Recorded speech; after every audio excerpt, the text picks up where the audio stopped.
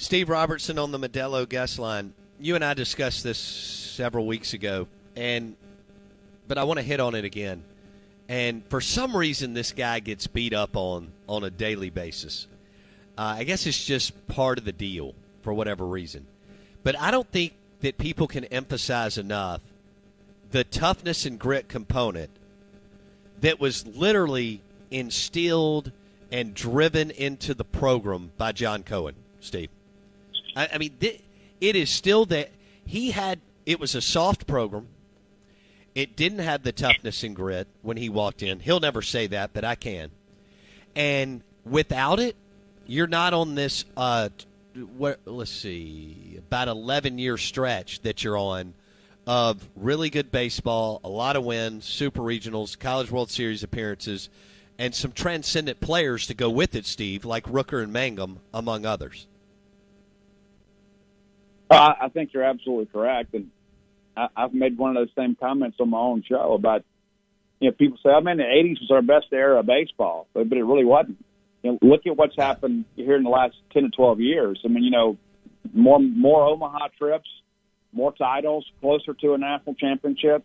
And a lot of that can go right back to, them hiring John Cohen. John had won the SEC at Kentucky, which is ridiculous to think that's even possible. It's almost like Mississippi State winning the SEC West in football. I mean, it's just one of those things that doesn't traditionally happen.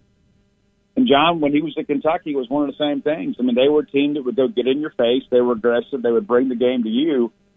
And he was a Mississippi State guy, so you had to bring him home. He gets here. There's no kids committed for the class, not a single kid that's committed. And so he has to go out there and just kind of pick through and take what's available. And then the next year he goes out and gets his brand of player. And you end up getting guys like Adam Frazier, Wes Reagan, and Hunter Renfroe. And those are the guys that kind of paved the way for a new era of Mississippi State baseball. And it's no coincidence some of those guys are in the big leagues now.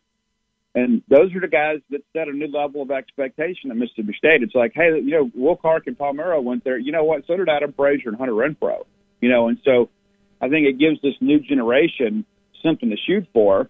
And you also understand, hey, listen, those guys are capable of playing for a national championship at Mississippi State. Maybe I want to go be a part of that. But they're a tough team.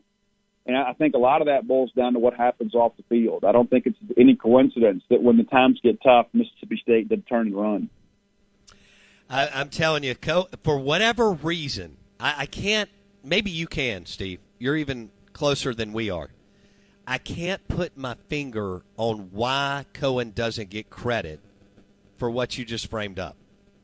I don't understand. It's the weirdest thing. It's like this elephant in the room. I guess because he followed Polk, and people can't bring themselves to say, okay, the program was in shambles, and it was the worst program in the SEC, and John literally rebuilt it, modernized it, infused this toughness and grit piece into it, and then for the last 11 years, the fans have been able to, celebrate super regionals and College World Series. And I think you just hit on something, Steve, driving more players into Major League Baseball. They had about a 20-year run where if somebody made it, it was a pitcher. And that's great, but they now have position players that are, part of MLB, and I also think that that's a big draw recruiting-wise.